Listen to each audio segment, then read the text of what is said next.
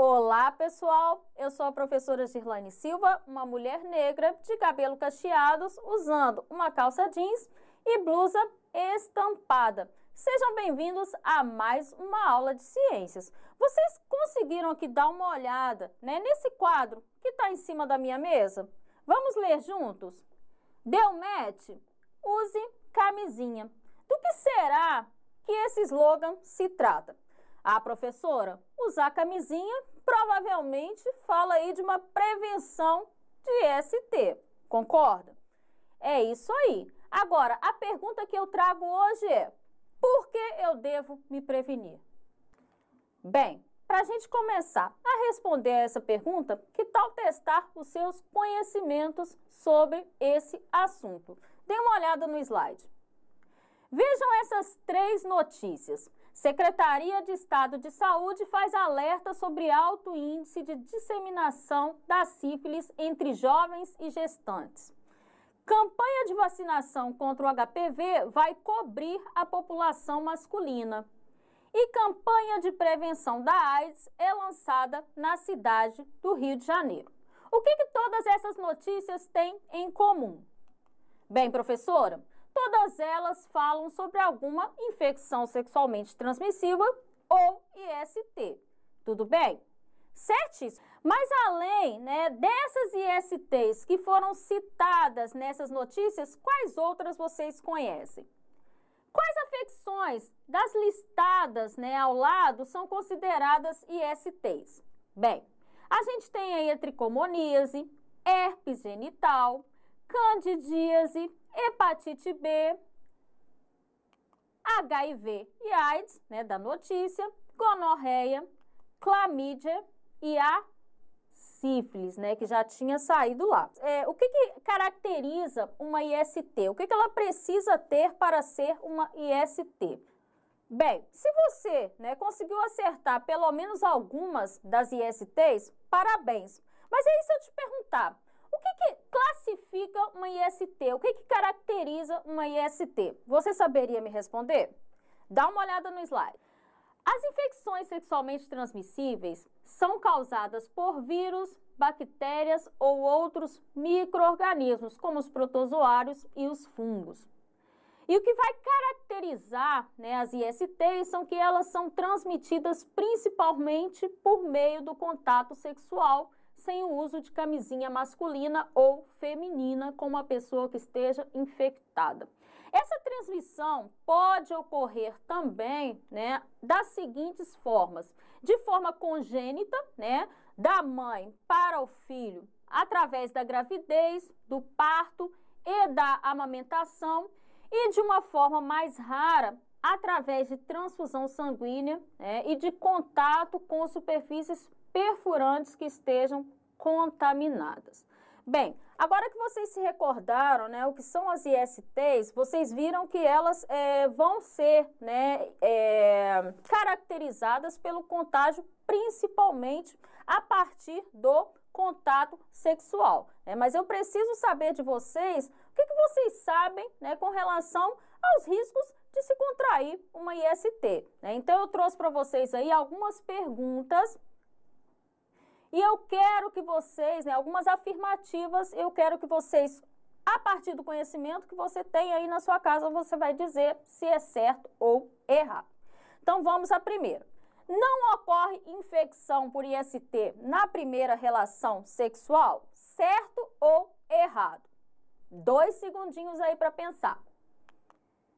Errado, Gente, o contágio, o contágio da IST não tem nada a ver se é primeira, segunda ou 10ª vez, e sim do contato, com uma pessoa que esteja, do contato da mucosa com alguém que esteja infectado, tá? Então, independente se é a primeira ou se é a 10ª vez, é necessário fazer o uso de camisinha.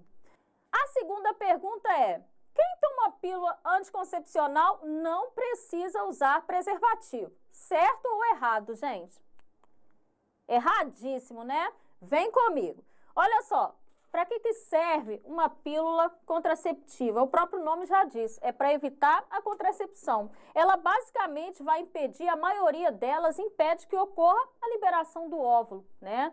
O processo de ovulação. Gente, tem como, né, uma pílula contraceptiva impedir o contato aqui entre vagina e pênis? Impede esse contato das mucosas, né? Ela vai proteger? Não, tá? Então, independente se você utiliza pílula anticoncepcional, você deve fazer o uso de preservativo. Vamos à terceira pergunta. Uma pessoa diagnosticada com IST pode manter relações sexuais sem preservativo? Só que não, né, gente? Se você está, né, diagnosticado, quer dizer que você teve o contato, né, e que você pode ter aquele micro-organismo ali disponível para que você contagie outra pessoa, né? Então, a partir do momento que você toma a decisão de manter, né, um contato sexual, estando diagnosticado, né, colocando aquele seu parceiro em risco, sem contar para aquele seu parceiro, né, você está cometendo um crime, tá? É só pesquisar que você colocar deliberadamente o seu parceiro sexual em risco é um crime. Então, isso está muito errado. Vamos à quarta pergunta. Uma pessoa que conhece o tratamento para alguma IST pode se automedicar? Claro que não.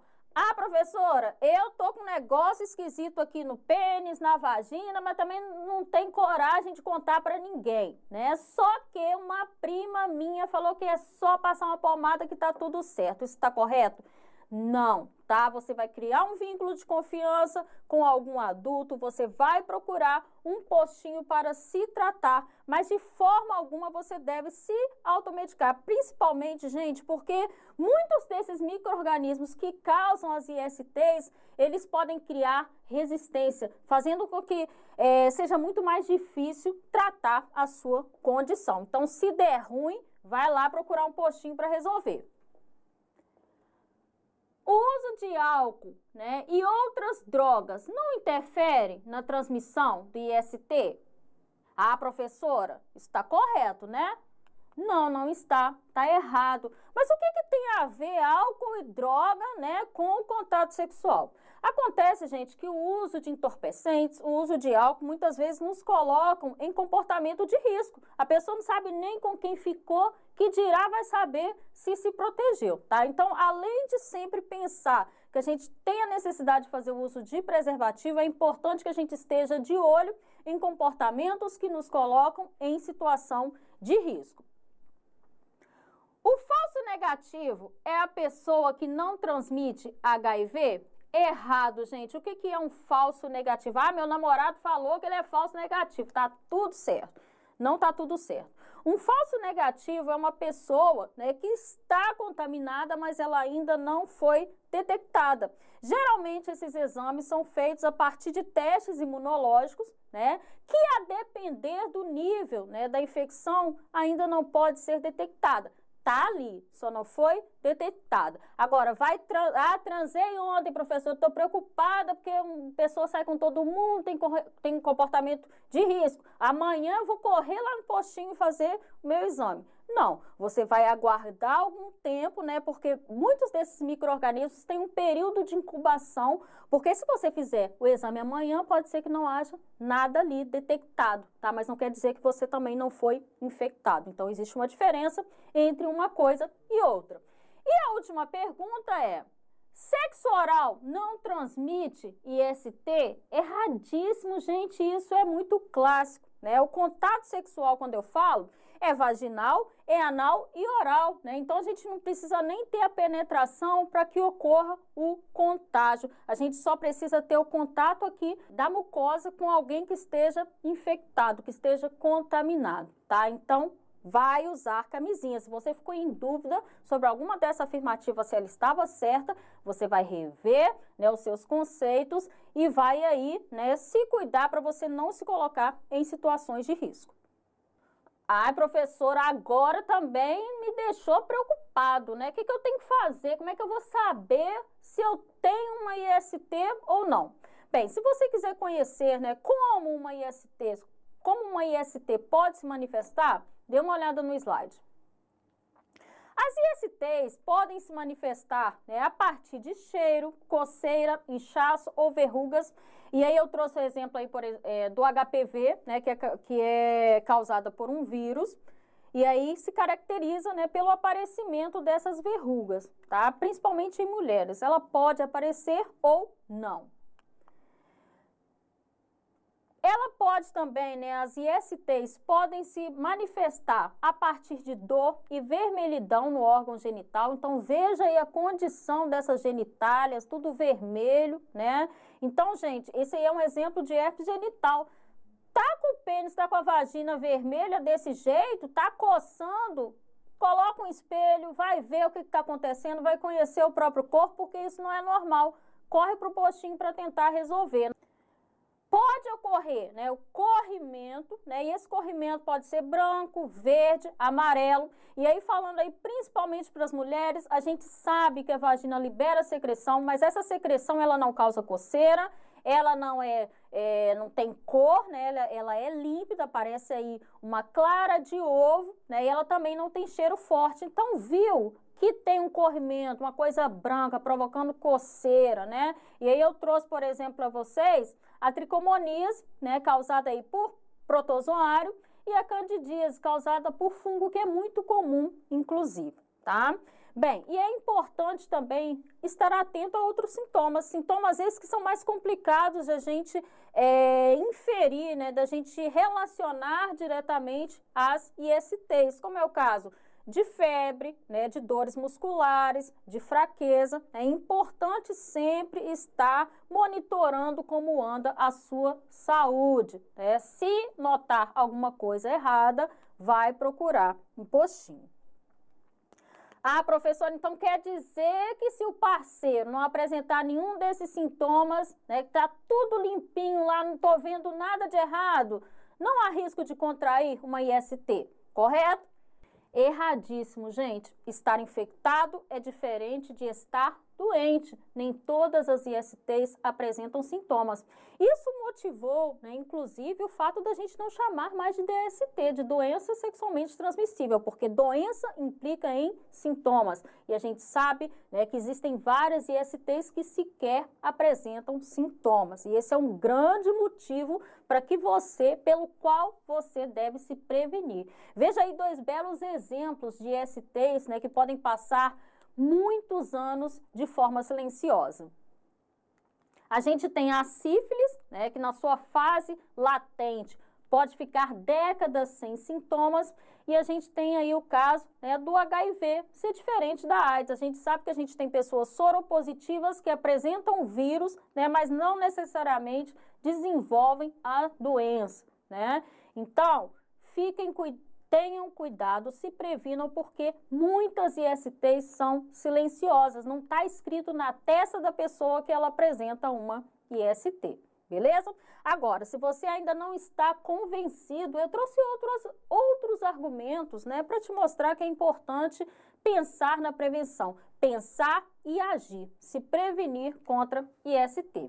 Veja esse caso. Professora, eu tenho uma prima que nunca usou camisinha e nunca teve nada. Qual é a possibilidade de contrair uma IST? Bem, a gente acabou de ver, né, que muitas ISTs sequer apresentam sintomas. Sua prima fez algum teste? Né? A gente precisa responder a essa pergunta. Agora, eu trouxe aí alguns dados, né, porque qual é a possibilidade de contrair uma IST?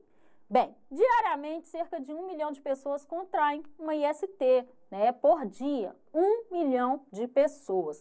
Maior chance se for sexualmente ativo e com menos de 25 anos. Se tiver um comportamento de risco, então, professora, como assim um comportamento de risco? Aí eu saio, né, eu bebo, eu perco a minha consciência, eu não sei o que está acontecendo com o meu corpo. Se eu tenho esse tipo de comportamento, piora, gente, eu não sei nem com quem eu estou saindo, tudo bem? E outros dados mostram que, né, a gente tem milhares de pessoas com HPV, lembrando que o HPV pode levar ao câncer de colo de útero, né, acarretando a morte aí de muitas mulheres, e 500 milhões de pessoas têm herpes, tá?